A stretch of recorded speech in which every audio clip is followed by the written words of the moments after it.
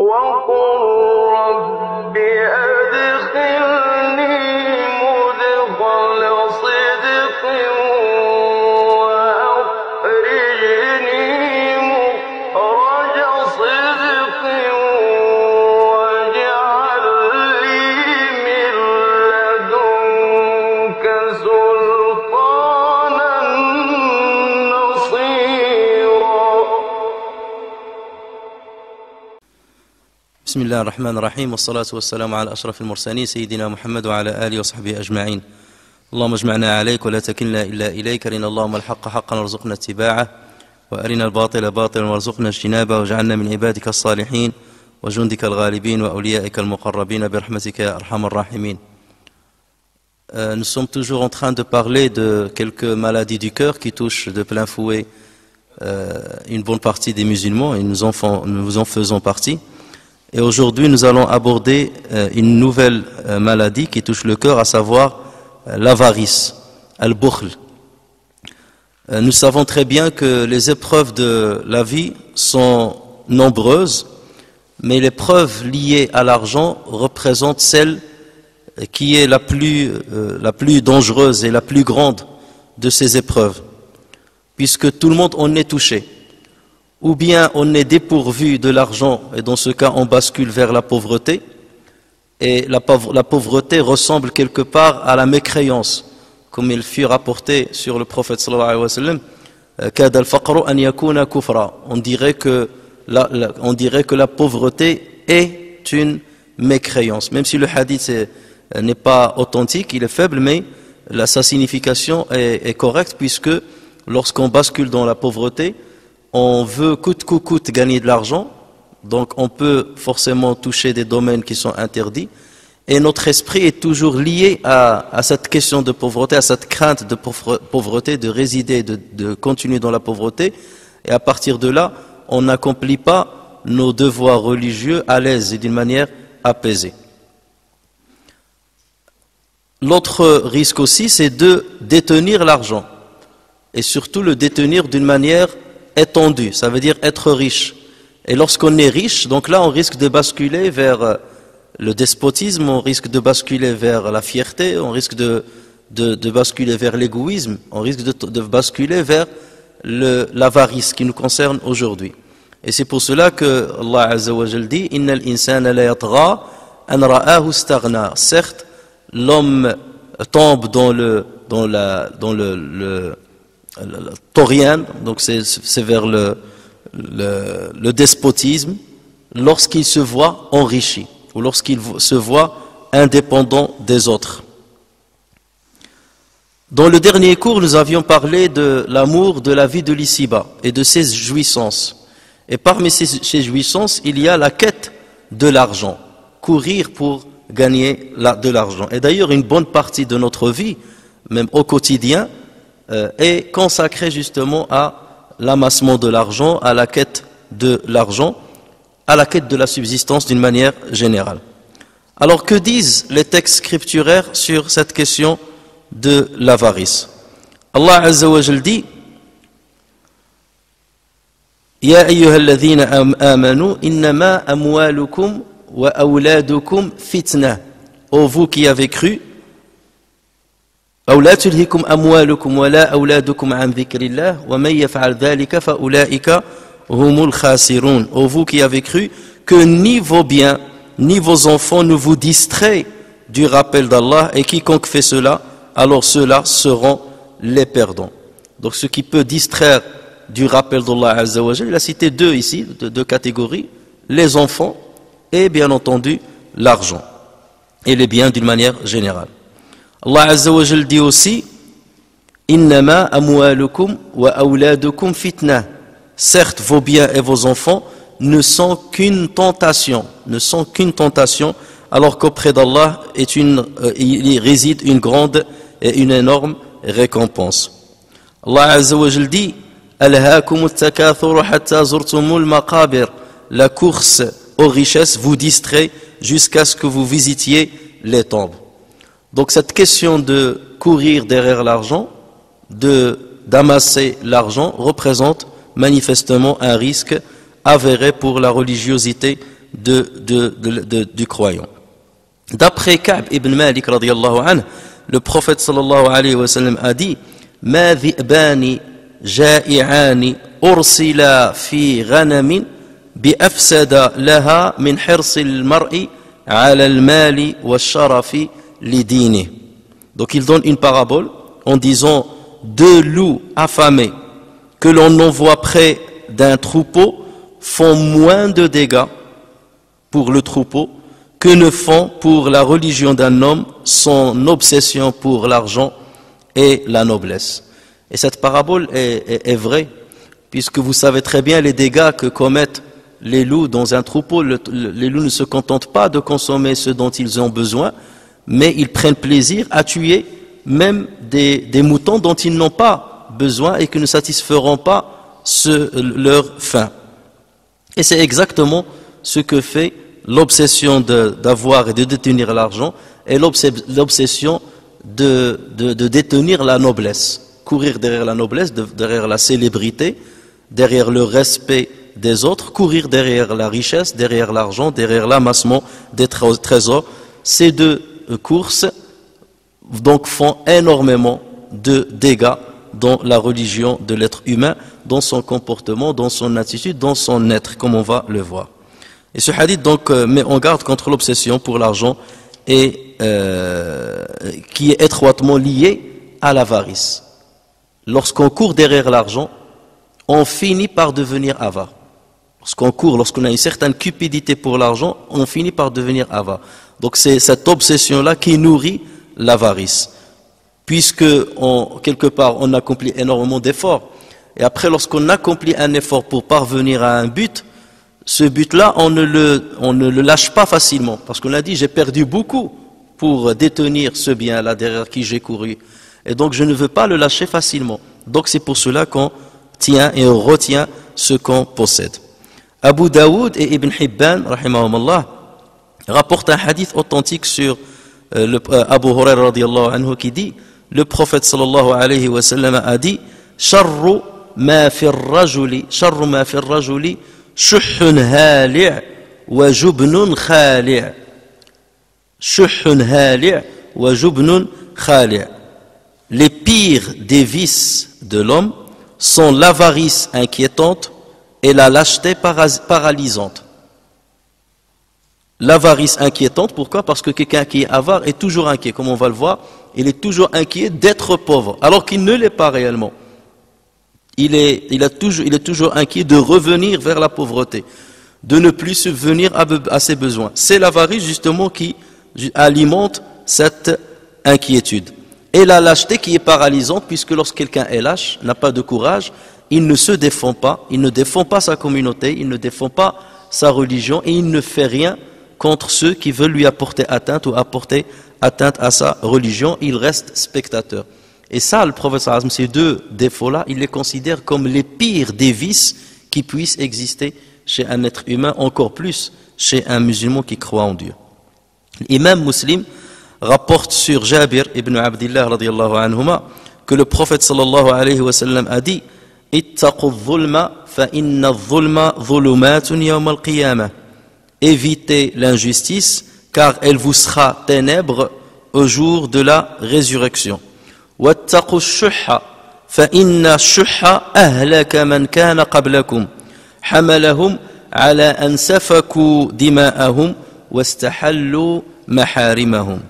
Évitez l'injustice car elle vous sera ténèbres au jour de la résurrection, et évitez l'avarice. Évitez l'avarice car c'est ce qui a porté vos prédécesseurs au péril en effusant le sang et en violant l'honneur les uns des autres. Là, le prophète sallallahu alayhi wa sallam, donc il parle de l'injustice d'une manière générale. Et il a choisi comme élément l'avarice. Comme si il est en train de dire que parmi les éléments et les causes qui poussent à l'injustice, à la grande injustice qui est ténèbre le jour du jugement, il y a l'avarice. Et il tient pour preuve ce qui est arrivé à ceux qui nous ont précédés. Et justement, c'est cette lecture tirée moralité et leçon de l'histoire est importante. Et le prophète sallallahu alayhi wa sallam, lorsqu'il attire notre attention sur les peuples qui nous ont précédés pour dire, donc étudier comment ils ont été péris, vous allez voir que c'est à cause justement de l'avarice. C'est elle la cause qui les a poussés à se tuer les uns les autres et à bafouer leur honneur les uns les autres. Donc évitez cela. Quelque part, si vous voulez préserver votre communauté, ne tombez pas dans l'avarice pour ne pas tomber dans l'injustice, pour qu'Allah Azza wa Jal ne vous ferait pas périr. Alors, qu'est-ce que l'avarice? Comment on peut définir l'avarice? La définition qui respecte le plus la réalité de cette maladie, c'est celle qui dit c'est une maladie du cœur, d'un état d'esprit qui consiste à ne pas vouloir se séparer de ses biens et richesses, même pour ce qui est considéré comme des devoirs aux yeux de la religion. Donc non seulement des devoirs profanes, mais même pour ce qui est des devoirs religieux. Donc, retenir les richesses, retenir l'argent et ne pas le dépenser dans ce qui est considéré comme obligatoire. Cette définition n'est pas forcément suffisante. Pourquoi? Parce qu'il y a plusieurs catégories d'avarice. Est un avare celui qui ne donne pas la zakat. Pourquoi? Parce qu'il ne s'acquitte pas d'un devoir religieux. En sachant que celle-ci, bien entendu, ne devient obligatoire que lorsque on a un excédent d'argent.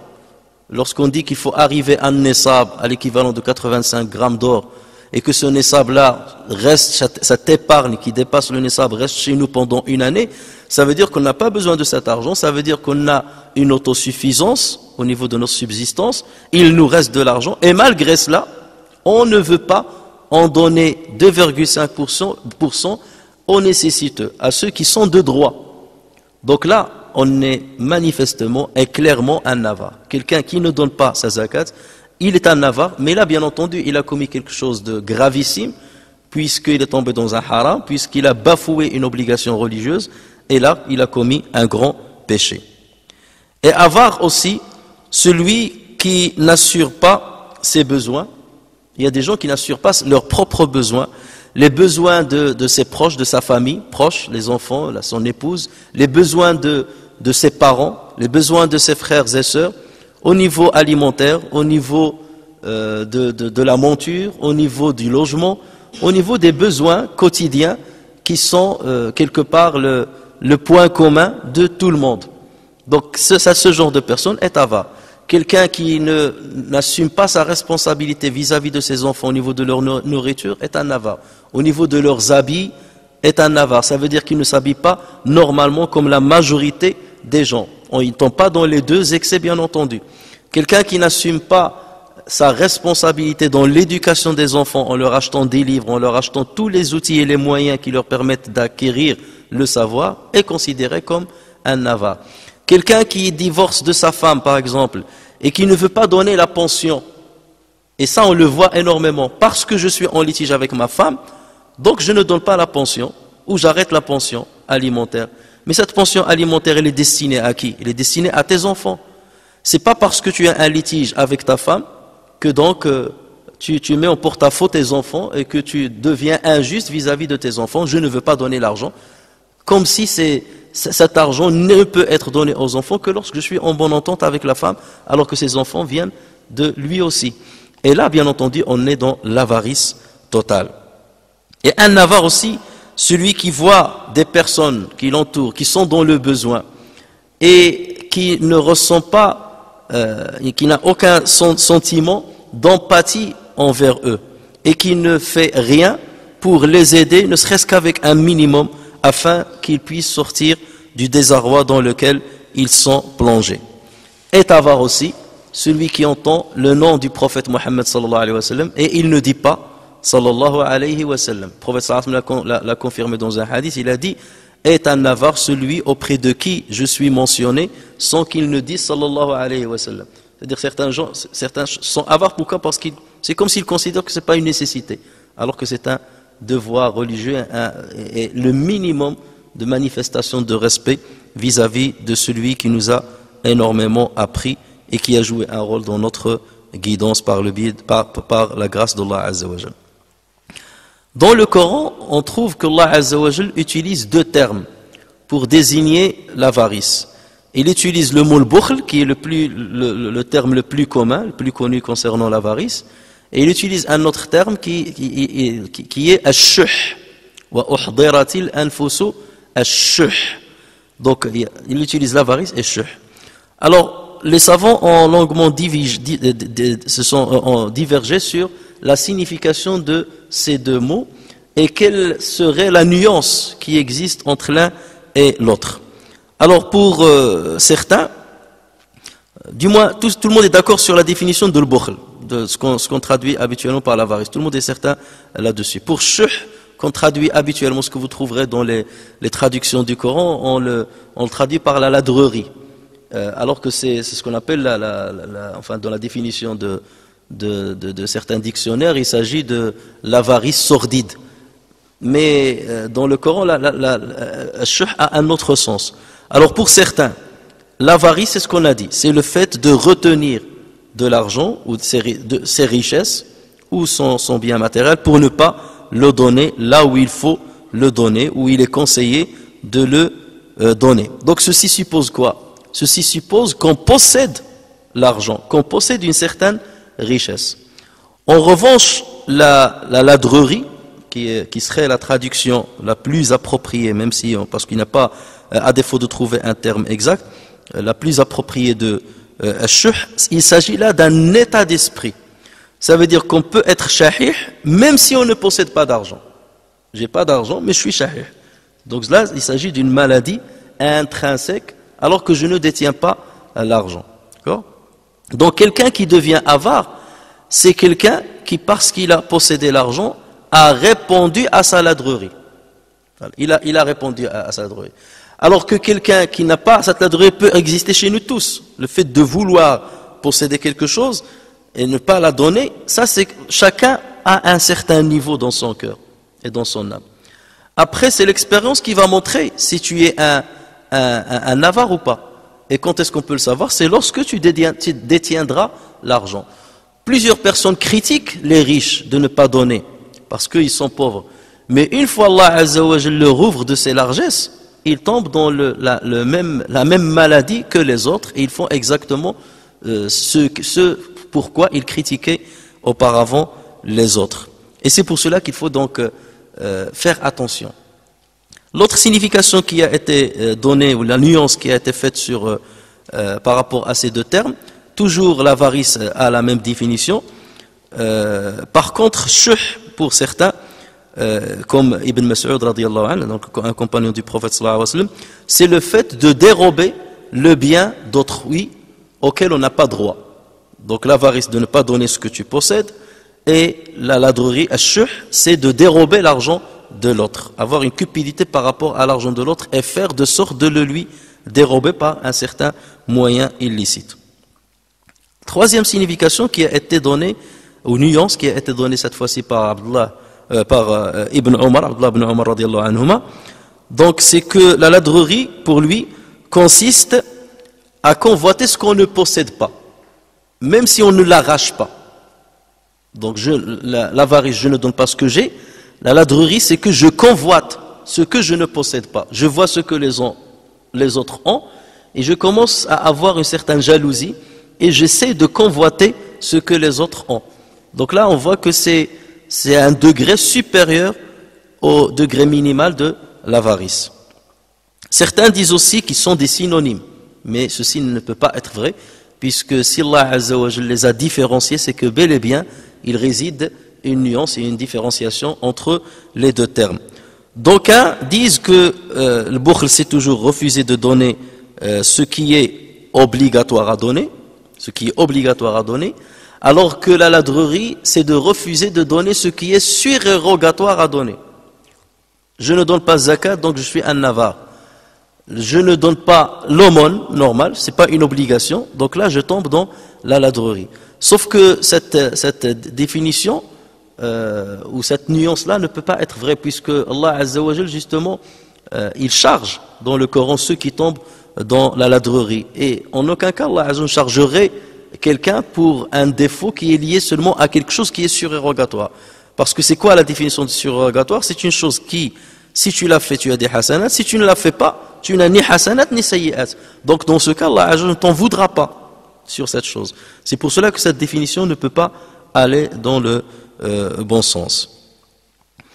La sixième signification qui a été donnée, c'est que l'avarice c'est le refus de dépenser, tandis que ash-shuh, c'est l'état d'âme sous-jacent. Ça ressemble à la première définition. C'est l'état d'âme, donc là on parle d'un état d'âme, alors que, donc là c'est shuh, l'état d'âme, alors que l'avarice, c'est le fait de traduire cet état d'âme en réalité pour retenir l'argent. Et je termine par cette nuance qui a été donnée par l'imam al-Qurtubi rahimahullah, qui dit al-shuh, c'est l'avarice associée à la convoitise de l'augmentation de richesse. Ça veut dire, shuh, c'est un degré supérieur à l'avarice. Tu es avare, je retiens l'argent, mais en même temps, je cours derrière la richesse. J'ai une avidité effrénée pour augmenter ma richesse et ne pas se contenter d'un minimum.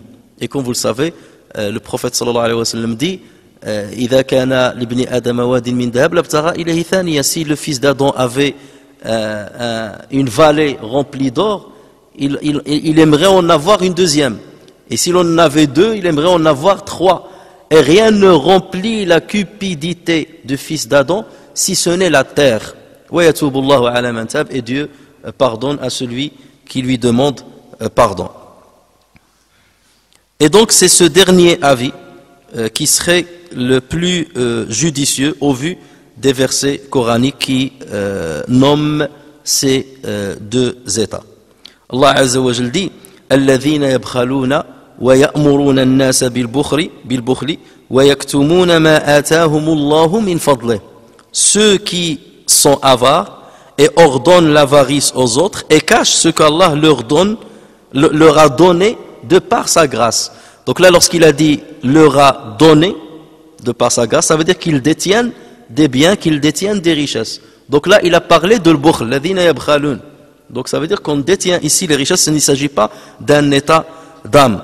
Alors que Allah, lorsqu'il dit wa uhdiratil anfusu ash-shuh, donc on a convoqué ou bien on a fait ramener les âmes avares ou touchées par la ladrerie. Là il parle des âmes, l'anfus ash-shuh, les égos, bien nefs. On fait ramener l'anfus ash-shuh. Donc là il ne parle pas de la pratique de l'avarice, mais il parle de l'état d'âme, donc cette âme-là qui est tombée dans justement cette maladie. Donc c'est cette distinction, cette nuance qui peut être la plus correcte au vu de ces deux versets et des autres versets que je ne vous cite pas pour gagner un petit peu de temps. Alors la question qui peut se poser, quel est l'intérêt de l'argent? À quoi sert l'argent? Bien entendu, l'argent sert aussi bien pour le domaine profane que pour le domaine religieux. Alors pour le domaine profane, là on n'a pas besoin de donner de détails. Chacun de nous sait très très très bien à quoi sert l'argent. Et certains en connaissent plus forcément que d'autres. Mais ce qui nous intéresse, c'est de savoir à quoi sert l'argent dans le domaine religieux, dans le domaine spirituel. Il sert à trois choses, ou bien on peut distinguer trois catégories de domaines dans lesquels va nous servir l'argent. La première catégorie, c'est ce que l'homme dépense pour lui-même, afin de satisfaire son observance religieuse, afin d'accomplir ses devoirs religieux. Donc là, c'est une dépense directe pour un acte religieux direct. Ou bien, on est toujours dans cette catégorie-là, ou bien une dépense pour nous aider à accomplir nos observances religieuses. Alors dans le premier cas, on peut parler du pèlerinage, de l'umrah. Donc là, tu as accompli un devoir religieux directement par l'argent. Sans cet argent-là, sans cette dépense-là, tu ne peux pas accomplir donc ton pèlerinage. C'est pour ça que le prophète sallallahu alayhi wa sallam, en définissant les 5 piliers de l'islam, en parlant du pèlerinage, il a dit « Man istata'a ilayhi sabila » celui qui en a la capacité. Et là aussi, il parle de la capacité donc matérielle, financière. Ou bien, donc on est toujours dans cette catégorie, de l'argent que je vais dépenser sur certaines choses qui vont m'aider à accomplir bien comme il le faut mon devoir religieux. L'argent que je dépense pour mon alimentation, l'argent que je dépense pour mon logement, l'argent que je dépense pour ma monture, pour mon déplacement. Tout cet argent-là, il me sert à avoir un cœur apaisé, un esprit tranquille, afin que je puisse accomplir mes observances religieuses tranquillement et d'une manière apaisée. Donc quelque part, cet argent-là m'aide pour un objectif et un dessein purement religieux. Et c'est ce qui fait que le prophète sallallahu alayhi wa sallam dit Allah azza wa jal aime la main qui donne plutôt que la main qui se tend. Pourquoi? Parce que la main qui donne, c'est quelqu'un qui a gagné sa vie, et donc là, il donne d'une manière apaisée, parce que je suis tranquille, j'ai subvenu à mes besoins, et je peux accomplir mes adorations d'une manière tranquille. Alors que celui qui tend la main, donc déjà, il tombe dans l'humiliation. Il tombe dans l'humiliation. Et par définition, un musulman doit avoir une certaine fierté. Et non seulement il tombe dans l'humiliation, mais il devient distrait de ses devoirs religieux. Il n'accomplira pas ses devoirs religieux comme il le faut. Dès qu'il va dire Allahu Akbar, il va se rappeler de la facture qu'il n'a pas payée, il va se rappeler de la taxe qui vont tomber, il va se rappeler du chômage dans lequel il baigne. Et donc, il ne peut en aucun cas bien accomplir ses devoirs religieux. Donc là, ces dépenses-là sont utiles, ces dépenses-là sont agréées par Allah Azza wa Jal, puisqu'ils nous servent indirectement à accomplir nos devoirs religieux, et on ne peut pas s'en passer. Donc il y a un minimum nécessaire pour que l'on puisse accomplir nos devoirs comme il le faut. La deuxième catégorie de dépenses d'argent pour ce qui est religieux, c'est ce que dépense l'homme pour autrui, pour les gens. Et là, il y a plusieurs catégories. Soit, donc, on dépense l'argent sous forme d'aumône, donc pour les nécessiteux, ceux qui sont dans le besoin, des personnes physiques qui sont dans le besoin. Donc là, c'est une catégorie, c'est une dépense qui est tout à fait religieuse. Soit on dépense sous forme de cadeaux ou sous forme de repas suite à des invitations. J'invite des autres chez moi, j'invite des amis chez moi, des amis me rendent visite, donc je dépense l'argent pour eux, je donne des cadeaux. Ça, c'est quelque chose qui rentre quand même dans le cadre religieux, puisque le prophète sallallahu alayhi wa sallam dit Tahadu, tahabbu, donnez-vous les uns les autres des cadeaux et vous renforcerez votre amour, votre fraternité. Donc c'est quelque chose qui est nécessaire. Et le fait aussi d'être généreux vis-à-vis de son hôte est un devoir religieux, fait partie des observances religieuses. Sauf que cet argent, tu le dépenses pour autrui. Celui, bien entendu, qui ne fait pas ça est complètement un avare, qui n'accueille pas comme il le faut, qui n'est pas généreux lorsqu'il a des invités, qui ne donne pas de cadeaux. Donc forcément, il tombe dans l'avarice. Troisième domaine dans lequel on donne l'argent pour autrui, et ça nous donne un avantage religieux, c'est le fait de dépenser l'argent pour un ennemi, un adversaire, ou un homme qui est jaloux vis-à-vis de nous. Pourquoi? C'est pour limiter le mal qu'il peut nous faire et limiter le mal qu'il peut se faire lui-même. idfa' billati hiya ahsan fa idha alladhi baynaka wa baynahu adawatun ka'annahu waliyyun hamim. Repousse par celle qui est la meilleure, de sorte que celui avec qui tu as une animosité est considéré comme un allié très proche. Ça veut dire un allié proche. Je dépense aussi bien de ma générosité, de ma morale quelque part, de mon comportement, que de mon argent s'il le faut. Je sais que cette personne-là me fait mal, je sais que cette personne-là me jalouse, mais malgré cela, je me rapproche d'elle par l'argent, un cadeau, par une dépense, par quelque chose. Pourquoi? Déjà pour ne pas le laisser comme une proie de shaitan, donc ça va faire mal à lui-même, il commettra des péchés, et ne pas que je sois sa victime, parce que plus je deviens victime, plus ça me fera mal, plus ça va entacher d'une manière directe ou indirecte mon observance religieuse et ma relation avec Allah Azza wa Jalla, et ma relation avec justement ce genre de personnes. Et c'est pour cela que, même si on ne considère pas bien entendu son conjoint comme un adversaire, le prophète sallallahu alayhi wa sallam dit luqma, la nourriture que tu mets dans la bouche de ta femme est considérée comme une sadaqa. Tout ce que tu dépenses pour ton épouse est considéré comme une sadaqa. Pourquoi? Parce que ça renforce les liens et ça évite justement les problèmes conjugaux. Et beaucoup de problèmes conjugaux viennent et éclatent à cause de l'avarice de l'homme. Voilà, toi la moitié, moi la moitié. Toi tu payes, moi je paye l'électricité, toi tu payes l'eau. Moi je paye kada, alors que normalement, nous savons que dans notre religion, c'est l'homme qui a la responsabilité pécuniaire de la famille, même si la femme travaille. Donc, cette générosité, montrer cette générosité et repousser l'avarice va forcément faire apprécier l'homme à son épouse, que c'est un homme, qu'il a une certaine, voilà, il a une certaine virilité, c'est lui qui dépense. Alors que lorsque la femme intrinsèquement voit un homme qui est calculateur ou voilà, 50-50, des choses comme ça, donc forcément ça descend dans ses yeux et il n'a plus justement la valeur qu'il devait avoir en ses yeux. Soit, le quatrième domaine, c'est qu'on dépense cet argent en tant que salaire ou en tant que paye pour quelqu'un qui nous rend un service, ce qui va nous permettre de gagner du temps, soit parce qu'on n'a pas la compétence pour faire cette chose-là, soit parce qu'on veut gagner du temps pour qu'il nous serve dans ce qui est religieux. J'économise mon temps afin que j'accomplisse mes observances religieuses tranquillement en payant quelqu'un d'autre qui va subvenir lui-même à ses besoins et qui va me faire gagner du temps. Donc j'achète du temps libre pour qu'il me serve à ma religion. Et c'est pour cela que le prophète sallallahu alayhi wa sallam dit Ni'matani maghbounun fihima kathiru minan nas as-sihhatu wal faragh.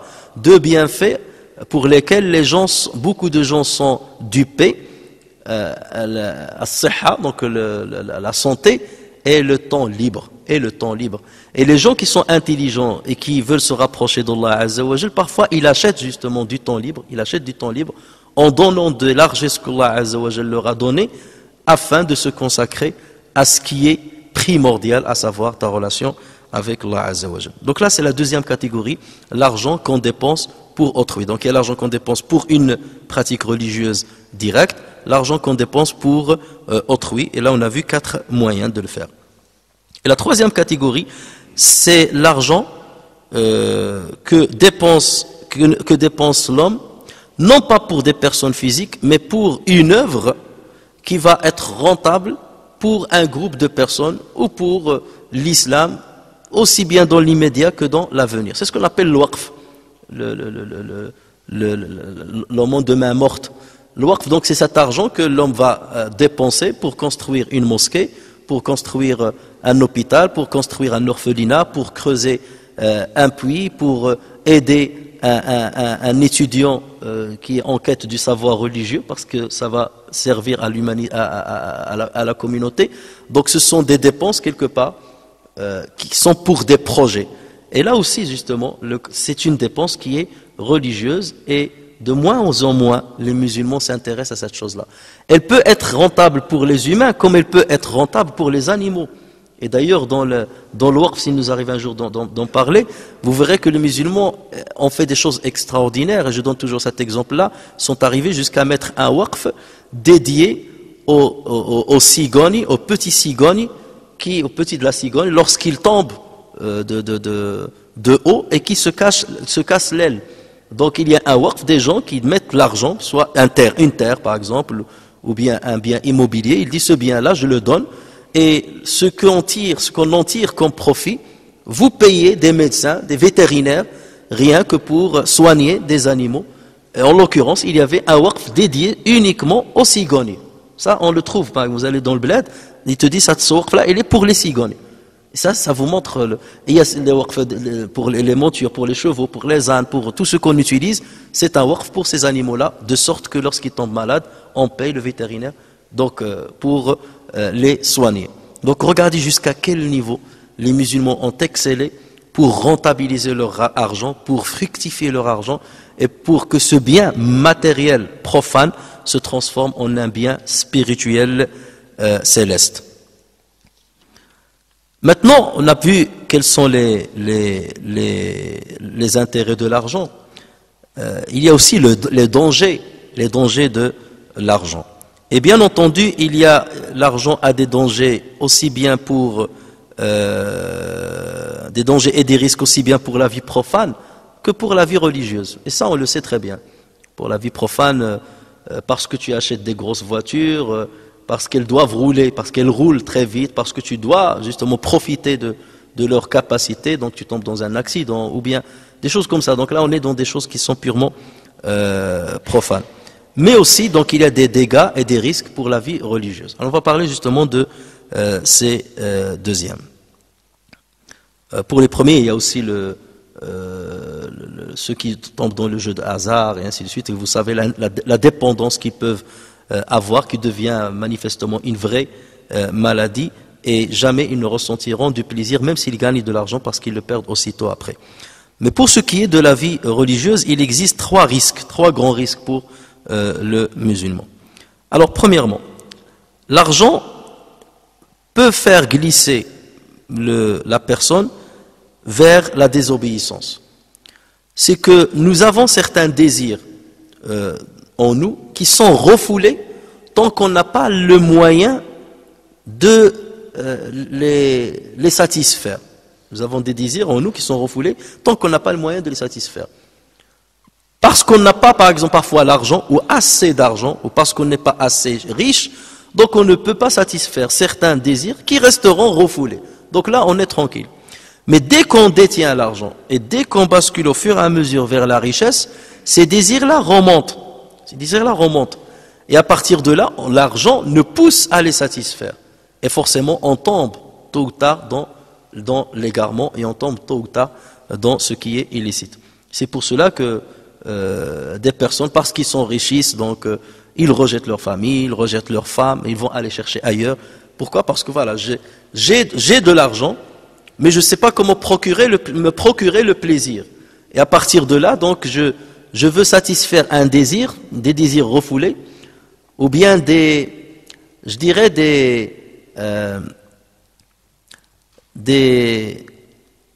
aspirations à des désirs qui n'atteindront jamais. C'est comme un mirage. Et ils courront derrière cela, en essayant tantôt une chose, en essayant tantôt une autre chose, et ainsi de suite. Et jamais ils ne parviendront à assouvir ce plaisir qui est intérieur. On tombe dans cette... Mais pourquoi ne pas essayer ça? Pourquoi ne pas aller voyager? Parce que maintenant j'ai plus d'argent, ça me suffit plus d'aller dans le bled avec une J5. C'est plus... Maintenant, ben voilà, je prends l'avion et je vais dans tel pays ou tel autre, parce que là-bas il y a de la plage, il y a voilà, la Silicon Valley, la Silicon Core, et ainsi de suite. Et des gens, justement, parce qu'ils se sont permis, enfin parce qu'ils ont une certaine richesse, ils vont basculer forcément vers des pratiques qui vont les écarter et les égarer au fur et à mesure de leur religion. Alors que s'ils étaient pauvres, ou s'ils avaient que le minimum nécessaire pour vivre, jamais ils n'auraient pensé à faire ce qu'ils ont fait, et jamais ils ne seraient tombés dans cet égarement. Et c'est pour cela qu'Allah Azza wa Jal, par sa miséricorde, il retient la richesse sur certaines personnes, parce qu'il les aime, non pas parce qu'il les aime, parce qu'il les déteste, non, parce qu'il les aime, parce qu'il sait pertinemment que s'il leur ouvre la porte de ses largesses, ils s'écarteront de son chemin. Donc là il dit, je préfère les laisser dans la pauvreté, ou dans un minimum financier nécessaire pour se contenter de ce dont ils ont besoin, pour ne pas qu'ils basculent. Donc c'est pour leur intérêt que je le fais, alors que eux, ils ne cessent d'invoquer Dieu, donne-nous la richesse, sans savoir pour autant qu'ils appellent Allah Azza wa Jal pour ce qui risque d'être leur destruction. Le deuxième risque religieux, c'est que l'argent, plus on en a, plus on s'étale dans les jouissances de la vie. Et plus on acquiert un confort dans la vie qu'on n'avait pas auparavant. Donc ce confort-là augmente. Et ce qui est considéré pour d'autres comme un confort supplémentaire devient pour nous un confort nécessaire. Je ne peux plus rouler que dans ce genre de voiture. Je ne peux manger que ce genre de nourriture. Je ne peux fréquenter que ce genre de personnes. Je ne peux fréquenter que ce genre de lieux. Et ainsi de suite. Pourquoi? Parce que c'est devenu pour moi une nécessité, alors que ce n'était pas une nécessité au début, c'était un confort. C'est l'enrichissement et le passage d'un grade à l'autre qui a poussé la personne à tomber dans ce confort. Et plus on tombe dans ce confort, le minimum nécessaire de vie ne devient plus pareil chez toi, à cette époque, comme il l'était autrefois. Et donc forcément tu te dis, je veux gagner plus, ou je dois faire plus d'efforts pour maintenir ce train de vie et ne pas descendre en dessous. Mais pour ce faire, il se peut que je bascule vers le mensonge, vers le vol, vers l'escroquerie. Il se peut que je me plie devant des personnes devant qui je ne me serais jamais plié si j'étais pauvre ou si je me contentais du minimum. Et dans ce cas, je deviens hypocrite vis-à-vis d'elles. J'accepte de fréquenter des personnes que je n'aurais jamais fréquentées si je n'étais pas riche, et au fur et à mesure, donc, je dilue ma religiosité, je dilue mon attachement à Allah Azza wa Jal, et je tombe au fur et à mesure vers le laxisme. Et là, ça devient bien entendu un vrai danger. Troisième grand risque dans lequel nous fait basculer l'argent, c'est de se distraire des obligations religieuses. Et ça, c'est le plus grand risque. C'est de se distraire des obligations religieuses. Pour la quête de l'argent, je n'accomplis plus mes prières quand il le faut, là où il le faut et avec qui il le faut. Je peux même arrêter d'accomplir mes prières. Mes devoirs religieux, je les fais de moins en moins, je les respecte de moins en moins. Pourquoi? Parce que je suis justement distrait par l'argent et par la protection de cet argent. Lorsque j'ai moins, je fournis moins d'efforts pour le protéger. Lorsque j'ai plus, je fournis plus d'efforts pour le protéger, au dépend de l'énergie que je dois fournir pour quelque chose qui est primordial. Et de fil en aiguille, ce qui est primordial, ce qui doit être primordial dans la vie d'un croyant devient secondaire, et en premier lieu, il fait passer la quête de l'argent, la protection et la préservation de l'argent. Abu Darda, radiyallahu anhu, un compagnon du prophète sallallahu alayhi wa sallam, c'était un homme très ascète, dépouillé de la vie. La vie ne l'intéressait pas du tout. Et un jour, il y a un homme qui l'a insulté, qui lui a commis une grande injustice. Et Abu Darda a invoqué Dieu contre lui. Allah a invoqué Dieu contre cette personne. Qu'est-ce qu'il a dit? Il a dit, Allahumma man fa'ala bi su'an fa'asihha jismah. Allahumma man fa'ala bi su'an fa'asihha jismah wa atil umrah wa akthir malah. Trois choses, trois invocations contre cette personne. Il a dit, Seigneur, celui qui m'a fait du mal, celui qui a commis contre moi une injustice, je t'implore pour lui donner une bonne santé. Je t'implore pour lui donner une bonne santé, une longue vie et beaucoup d'argent. Imaginez si Abu Darda était vivant avec nous aujourd'hui. Tout le monde viendrait pour lui faire du mal. Lui faire du mal, invoque Dieu pour nous. Tu es un compagnon, invoque Dieu pour nous. Nous, on court derrière ces trois choses justement. La bonne santé, la longue vie et l'argent, et beaucoup d'argent. C'est tout ce qu'on cherche. Et d'ailleurs, beaucoup invoquent Dieu avec ces trois choses. Abu Darda, pour se venger de cette personne-là, il demandait à Dieu de lui donner ces trois choses-là. Pourquoi? Parce qu'il sait pertinemment que ces trois choses, lorsqu'ils se rassemblent sur une personne, il oublie Dieu. Il oublie la reconnaissance. Tu as une bonne santé. Et la maladie de temps en temps te fait rappeler ta faiblesse et ton indigence vis-à-vis d'Allah Azza wa Jal, et elle te pousse à invoquer Dieu, à te rapprocher de lui. Lorsque tu es sain et sauf toute ta vie, jamais tu vas savoir ce qu'est Shafi, celui qui guérit. C'est un mot qui te dit rien, parce que tu n'as jamais goûté ce qu'est la maladie. Lorsque tu as une longue vie, donc ton espoir en la vie perdure, et tu crois que tu vas vivre longtemps. Donc tu te dis, j'ai toujours le temps de gagner, j'ai toujours le temps de faire la prière plus tard, j'ai toujours le temps de faire le pèlerinage plus tard. Et dans ce cas, donc, tu tombes dans Tol Amal, le faux espoir dont on a parlé la semaine dernière. Et ensuite, il a dit, et lorsque tu as beaucoup d'argent, tu risques de ne pas être reconnaissant vis-à-vis de Allah Azza wa Jal, et donc forcément, tu tombes dans un égarement manifeste. Et Abu Darda lui-même, radiyallahu anhu, il disait, méfie-toi, en conseillant un de ses frères, il lui disait, méfie-toi de gagner de la vie. Méfie-toi de gagner de la vie, ce dont tu n'accomplis pas la reconnaissance. Méfie-toi de gagner de la vie, ce dont tu n'accomplis pas la reconnaissance. Iyaka an tajma'a min ad-dunya ma la tu'addi shukra. Fais attention de gagner de la vie des choses dont tu n'accomplirais pas la reconnaissance. Normalement, pour chaque bienfait que Dieu te donne, tu dois répondre avec la reconnaissance vis-à-vis de Dieu. Remercier Dieu. Reconnaître cette chose-là, le remercier par, bien entendu, la parole, et le remercier en utilisant cette chose-là, là où il le faut.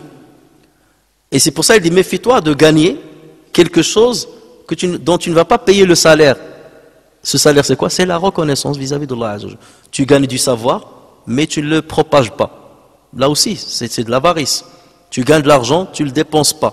Pour ceux qui sont dans la nécessité. Ça aussi, c'est de l'avarice.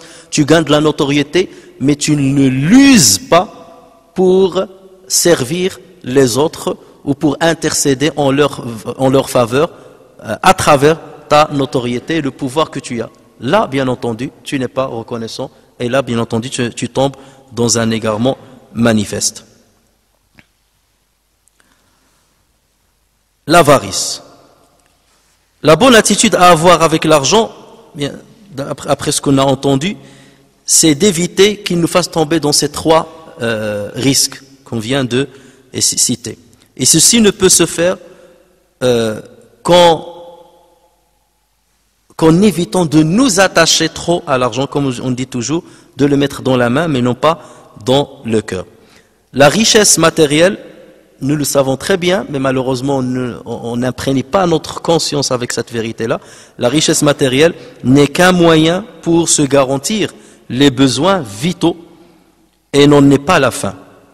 Une fois les besoins fondamentaux assurés, l'accumulation des biens perd de son importance. Ça peut être bien tant qu'il ne devienne pas dans l'ordre des priorités la chose principale dans la vie. L'avare reste toujours hanté par la crainte illusoire de la pauvreté. Et c'est ça ce qui est bizarre. C'est que le pauvre, tu le trouves apaisé, parce qu'il est pauvre, il a touché le fond. Donc il n'y a pas plus profond que la pauvreté, ça et c'est bon. Donc le minimum qu'il gagne, pour lui, c'est la meilleure jouissance du monde. J'étais jeune, et dans notre quartier, il y avait un homme, il était talb ma'ash, il avait un âne, et il allait transporter les biens des gens. Et un jour, on était jeunes, on jouait aux cartes à côté de chez lui, et on le voyait venir sur son âne. Et j'oublierai jamais cette scène-là. Il avait un âne tout blanc. Pourquoi tout blanc? Parce qu'il avait transporté de la farine le jour-là. Donc l'âne était rempli de la farine et lui était rempli de la farine. Et il venait donc chez lui et il se mettait à l'arrière, le train arrière de l'âne. Et ça c'est vraiment, imaginez la scène. Et l'âne il courait, mais il courait, lui il est derrière comme s'il était sur un cheval, un pur sang. Donc là c'est ce qu'il voit talmage. Et il rentrait comme ça, il courait, il arrive, il ligote son âne devant chez lui, il rentre et on l'entendait depuis la fenêtre de la maison. Sa femme il s'appelait Mtaira. Même le nom déjà, ça vous montre un peu le niveau social. Mtaira. Et il lui disait, Ya Mtaira Ntairo, hadli l'Antairo fait la copter. Ça veut dire quoi? Amtera, ça veut dire sa femme, il l'appelait Amtera Ntairo. Aujourd'hui on va voler. Aujourd'hui on va voler dans l'hélicoptère. Pourquoi il a gagné un peu d'argent? Pour lui c'était, ça y est, l'hélicoptère. Tout est dans l'imaginaire, mais il est content. Et celui qui a l'hélicoptère, il n'est pas satisfait. Voilà, le compte bancaire, j'ai perdu ce lit, je dois fermer la boîte Intel, je dois liquider tel. Il est dans l'hélicoptère, mais il n'est pas réjoui de ce qu'il a possédé. C'est une question d'état d'âme, ce n'est pas une question d'argent lui-même. Ce n'est pas une question d'argent lui-même, mais de l'état d'âme sous-jacent à la possession ou la non-possession de cet argent.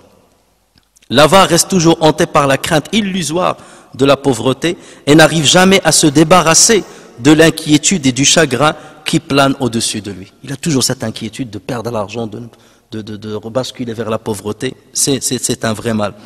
Et malgré sa richesse immense, il ne connaît guère de repos et vit constamment dans le désarroi. Pourquoi? Parce qu'il faut qu'il préserve cet argent. Lorsque j'ai rien, je n'ai pas besoin d'être gardien. Lorsque j'amasse, je deviens gardien de ce que j'ai amassé. Voilà. Au lieu que ça soit à mon service, je deviens à son service. Je deviens son gardien. Et un gardien, comme vous le savez, c'est une fonction qui n'est pas la meilleure. C'est pour ceux qui n'ont pas beaucoup de diplômes. Ceux qui veulent vivre pour amasser de l'argent s'éloignent des vérités et semblent ignorer que la richesse est un moyen de jouissance, non la jouissance elle-même. L'argent est comme un pont qui nous permet d'éviter le gouffre de la misère. Voilà, l'argent c'est ça, c'est un pont qui nous permet de le traverser pour éviter le gouffre de la misère. Ceux qui passent leur temps à consolider le pont plutôt que de le traverser, ce sont les avares.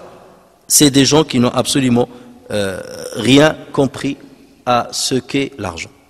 Voilà. Un pont, il est fait pour le traverser. Dès que tu vois qu'il est un peu solide, qui peut supporter ton poids, tu le traverses. Et tu vas, tu continues ton chemin, là où tu veux aller. Le problème, c'est qu'il y a des gens qui vont rester au pont et qu'on commence à le consolider, jusqu'à ce qu'ils voient que le temps est passé, ils ne peuvent plus le traverser. Et c'est ça. L'avare, c'est ce qu'il fait. Il amasse, il ne donne pas, il ne sort pas. Pourquoi? Pour que je puisse en profiter. Mais jamais le problème va en profiter jusqu'à ce que la mort leur surprenne. Et dans ce cas-là, il verra qu'il n'a pas accédé à ce pourquoi il a fait toute cette accumulation. Allah Azza wa Jal dit, quiconque se prémunit contre sa propre avarice, quiconque se prémunit contre sa propre avarice, ceux-là sont ceux qui réussissent. Et bien entendu l'inverse, ceux qui ne prémunissent pas contre cette avarice-là, ils seront perdants, aussi bien dans l'ici-bas que dans l'au-delà. Allah Azza wa Jal dit aussi que ceux qui sont avares de ce que Dieu leur donne de par sa grâce ne comptent point que ce soit bon pour eux. Bientôt au jour de la résurrection, on leur attachera en guise de collier ceux dont ils sont avares. À Dieu l'héritage des cieux et de la terre, et Dieu est bien informé de ce que vous faites. Ali ibn Abi Talib dit une très très belle parole. Il dit, je m'étonne du malheureux avare. Je m'étonne du malheureux avare. Il se hâte vers la pauvreté qu'il croit fuir. Il se hâte vers la pauvreté qu'il croit fuir. Et manque la richesse qu'il convoite. Et manque la richesse qu'il convoite. Et mène ainsi dans ce monde une vie de pauvre et sera jugé dans l'au-delà comme un riche. Il court vers la pauvreté et il fuit la richesse. Il va vivre sur terre comme un pauvre et il va être jugé dans l'au-delà comme un riche. Alors que le pauvre qui se contente, qui est le qana'a, qui se contente de ce qu'Allah Azza wa Jal a dit, c'est l'inverse. Lui, il vit une richesse du cœur, d'accord? Et il sera jugé dans l'au-delà comme un pauvre. J'ai pas de quoi être sur quoi être jugé, j'ai rien, j'ai un petit peu, voilà, c'est tout. Donc le jugement ne va pas être serré. Combien tu as? Ben, ça passe vite, ça passe vite. Plus tu as, plus que le risque d'être jugé sur la moindre chose augmente.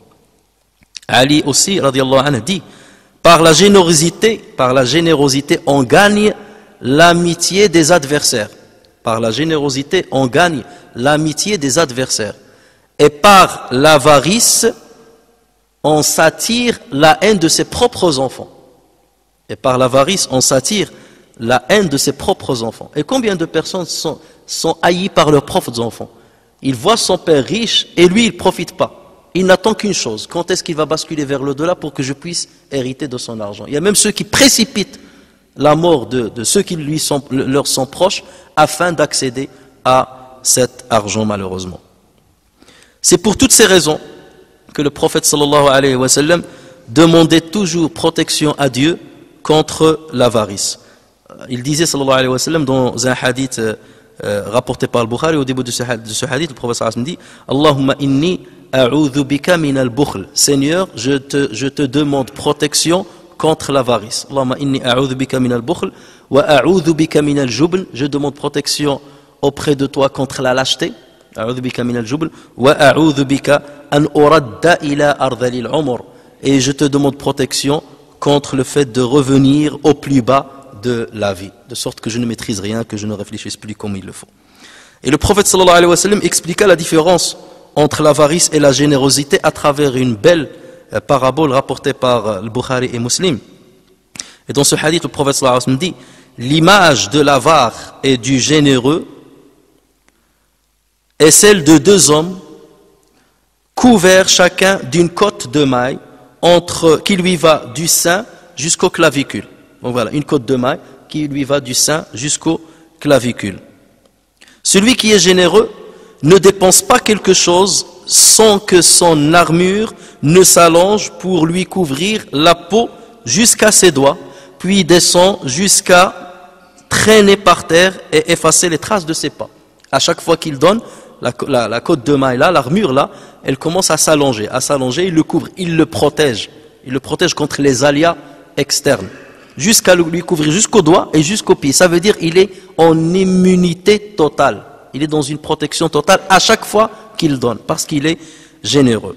Quant à l'avare, chaque fois qu'il veut dépenser quelque chose, les anneaux de sa cuirasse s'accrochent fortement à leur place. Donc les anneaux, ils s'accrochent à leur place.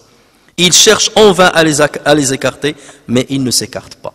Donc là, ça reste comme ça. Donc cette armure-là ne bougera pas et il ne protège ni sa tête, ni ses mains, ni ses pieds. Ça veut dire qu'il est toujours enclin à la perdition, à la maladie, au mal d'une manière générale. Alors pour terminer, quels sont les remèdes contre cette maladie? Quels sont les remèdes contre l'avarice? Toujours, dans la majorité des maladies qu'on va passer en revue, qu'on va étudier, il y a 3 ingrédients. Il y a la patience, il y a le savoir, il y a l'œuvre, l'amal. La patience, le savoir et l'œuvre. Et ceci passe par 4 choses principales, par 4 stades principaux. Le premier, c'est il faut éviter de s'étaler dans le luxe. Il faut éviter de s'étaler dans le luxe et mener un train de vie moyen, dans lequel on se contente des vrais besoins. Et bien entendu, les besoins, ils diffèrent d'une personne à une autre, selon son histoire, selon la classe sociale à laquelle il appartient, selon comment il a grandi, dans quel milieu il a grandi. Chacun a un besoin à partir duquel, voilà mon juste milieu. Le juste milieu, au niveau du train de vie, n'est pas pareil pour tout le monde. Il y a certaines personnes qui se contentent du milieu, voilà, mon juste milieu c'est ça, je suis bien. Il y a d'autres qui veulent un tout petit peu plus, parce que peut-être ils ont cette soif vers l'argent qui est un petit peu supérieure. Donc ça dépend d'une personne à une autre, mais chacun doit trouver son juste milieu. De sorte qu'il ne tombe pas vers ce qu'il considère comme une pauvreté, qui va justement l'écarter de la religion, ou qu'il ne bascule pas vers une certaine richesse qui va de la même manière l'écarter de la religion et tomber dans les risques qu'on a cités. Allah Azza wa Jal, il dit Alhaakumut takathur, la course effrénée vous distrait jusqu'à ce que vous visitiez les tombes. Alhaakumut takathur hatta zurtumul maqabir. Kalla sawfa ta'lamuna thumma kalla sawfa ta'lamun. Mais non, vous saurez bientôt, encore une fois, non, vous saurez bientôt. Sûrement, si vous saviez de science certaine, vous verrez la fournaise.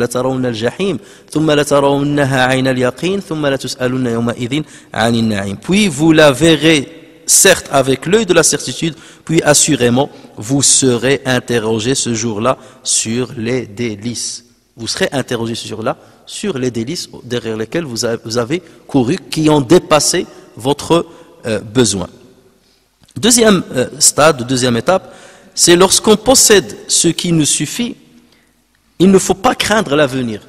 Lorsque tu as ce que tu considères être suffisant pour ton présent, ne crains pas ce à quoi tu aspires pour l'avenir. Allah Azza wa Jal, comme on le sait, Huwa Razzaq, il nous a assuré la subsistance, et celui qui nous a assuré la subsistance dans le présent est capable de nous l'assurer dans le futur. Allah Azza wa Jal dit à ce propos وَمَا مِن دَابَّةٍ فِي الْأَرْضِ إِلَّا عَلَى اللَّهِ رِزْقُهَا وَيَعْلَمُ مُسْتَقَرَّهَا. Il n'y a point de bête sur terre dont la subsistance n'incombe à Allah, qui connaît son gîte et son dépôt. Tout est dans un livre explicite. Et le prophète sallallahu alayhi wa sallam dit ce hadith qui est très beau et qui est rapporté par le Hakim et d'autres narrateurs. Certes, l'ange Jibril a inspiré mon cœur qu'aucun être doté d'une âme, donc soit un humain ou un animal, qu'aucun être doté d'une âme ne mourra avant d'avoir complètement obtenu sa subsistance. Ça veut dire ce qui lui a été écrit par Allah Azza wa Jal. Nul être doté d'une âme ne mourra avant d'avoir complètement obtenu sa subsistance et vécu jusqu'à son terme. Donc tu vas vivre jusqu'au terme qu'Allah Azza wa Jal t'a prescrit. فكم من مريض وكم من صحيح عاش مات من غير علة وكم من سقيم عاش حينا من الدهر. Combien d'hommes qui est sain, qui est mort sans aucune maladie, et combien de malades a vécu une longue période. Et nous le savons, et nous avons forcément des exemples qui sont parlants dans ce domaine. Donc le prophète sallallahu alayhi wa sallam a dit ensuite, alors recherchez votre subsistance sans exagérer. Recherchez votre subsistance sans exagérer, consommer ce qui est licite et délaisser ce qui est interdit. Voilà. Lorsque la chose se présente à toi par rapport à tes complaisances, qui est licite, il n'y a pas de problème. Mais consomme-la et dépense le surplus pour ceux qui sont dans le besoin, mais ne sois pas avare, ne retiens pas. Donc tant que tu dépenses, tu donnes ta zakat, tu aides les pauvres, même si tu gagnes des millions, tu n'es pas considéré comme un avare, parce que tu sors. Et le prophète sallallahu alayhi wa sallam justement était riche, parce que rien que pour le butin, il avait le 1/5, mais il ne gardait rien du tout dans sa maison. Il ne gardait rien. Au point qu'un jour, il a terminé sa prière, il a fait salam et il a couru. Et les compagnons ils ont dit, on a été étonnés. D'habitude, le prophète sallallahu alayhi wa sallam reste assez longtemps, il nous parle, il s'enquiert de nos états. Et là, lorsqu'il est revenu, il lui a dit, qu'est-ce qui est arrivé? Il a dit, je me suis rappelé que j'avais un peu d'argent, le métal, un peu d'argent chez moi, et je me suis précipité pour aller le dépenser. Parce que j'avais oublié de le sortir. Et d'ailleurs, on le sait très bien, le prophète sallallahu alayhi wa sallam, il est mort, il n'a rien laissé, si ce n'est le bouclier qu'il a laissé chez un juif en guise de garantie pour un prêt qu'il a pris chez lui. Allah Azza wa Jal dit, et quiconque craint Allah, il lui donnera une issue favorable et lui accordera ses dons par des moyens sur lesquels il ne comptait pas.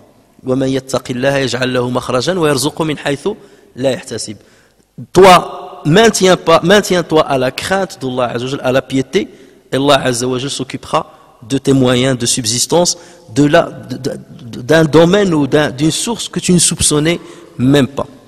Troisième étape, c'est qu'il faut connaître ce que rapporte le contentement et la générosité comme fruit. Ce qu'on a cité là. Le fait d'être généreux, et peut-être qu'on va aborder justement ces questions, la générosité, la patience et tout ça, c'est les bienfaits ou bien moraux, on les abordera, puisque jusqu'à maintenant on a parlé des maladies ou bien des dégâts des mots, de la langue, les péchés de la langue, et on a nous sommes en train de parler des maladies du cœur, et après on va parler justement de la bonne moralité islamique, on passera en revue ce qu'est justement la générosité. Donc le fait de savoir que le qana'a, ce que rapporte le qana'a aux hommes qu'il avait, ce que rapporte la générosité aux hommes qu'il avait, et comment ce sont des gens sur qui on continue de faire des éloges. Donc tu dis, je veux être comme des gens comme ça. Donc connaître l'histoire de ces gens-là est très important pour le musulman. Quatrième et dernière chose, c'est qu'il faut méditer sur la vie menée par les riches d'un côté et les avares de l'autre. Faisons la comparaison. Les riches que tu connais, ou dont on parle dans l'histoire, prenez Qarun par exemple, comment il était, ainsi de suite, Pharaon, comment il était, regardez leur histoire et regardez l'histoire de ceux qui se contentaient de ce qui était minimal. Et regardez comment ils ont mené déjà leur vie profane, sans parler bien entendu de ce qui les attend. Regardez aujourd'hui comment on parle de ces gens-là. Des riches, comment on parle des gouverneurs, des rois, de ceux qui ont thésaurisé l'argent, comment on en parle aujourd'hui? Et comment on parle des ascètes? On continue de leur faire des éloges, on continue de les prendre comme des exemples, et c'est cela la vraie richesse. C'est cela la vraie richesse. Lorsqu'on va parler de Abu Darda, on va dire radiyallahu anhu. Pourquoi? Parce qu'il avait cette qualité justement d'ascétisme, et donc lui dans sa tombe, il reçoit notre invocation. Pourquoi? Pour justement ce contentement-là. Et ce contentement-là, il est en train de lui ramener des fruits encore et des hasanats, alors qu'il est même dans sa tombe, à travers, bien entendu, nos invocations, puisqu'on l'a pris comme un exemple. Regardons aussi l'histoire des prophètes et la pauvreté par laquelle la majorité d'entre eux sont passés, à part quelques prophètes qui étaient riches. Et même lorsqu'ils étaient riches, rappelez-vous de l'histoire de Salomon qu'on a cité l'année dernière fois, même s'il était riche, et que un jour il a rencontré cet adorateur qui lui a dit, qui a été ébahi par sa richesse, il lui a dit, une tasbiha venant de toi, c'est mieux que tout ce que je possède. Donc jamais Salomon n'est tombé justement dans l'excès de l'excès dans lequel tombent certains riches ou certains avares. Donc connaître l'histoire de ces gens-là, elle est importante, et méditer sur la vie menée par des gens qu'on connaît, des gens qu'on a fréquentés, est très important pour ne pas soit essayer de leur ressembler pour les bons, ou essayer d'éviter de leur ressembler pour les mauvais. Abu Dardi, mon bien-aimé sallallahu alayhi wa sallam, mon bien-aimé Khalili, mon bien-aimé sallallahu alayhi wa sallam, m'a conseillé de regarder ceux qui sont au-dessous de moi et de ne pas regarder ceux qui sont au-dessus de moi, au niveau de, bien entendu, des biens. De regarder ceux qui sont en dessous de moi au niveau des biens matériels et ne pas regarder ceux qui sont au-dessus de moi. Et c'est avec cette philosophie de vie, ce qu'on vient de citer, qu'on vit une certaine paix intérieure, qu'on sait gérer notre vie, on valorise notre vie et on ne devient jamais l'esclave de ce qui est matériel. Le matériel devient notre esclave, devient un outil qui nous permet de nous élancer vers ce qui est noble et qui nous permet de mieux cheminer vers notre Seigneur. نفعني الله وإياكم بالقرآن الكريم وبحديث سيد الأولين والآخرين وغفر الله لي ولكم ولسائر المسلمين سبحان ربك رب العزة عما يصفون وسلام على المرسلين والحمد لله رب العالمين.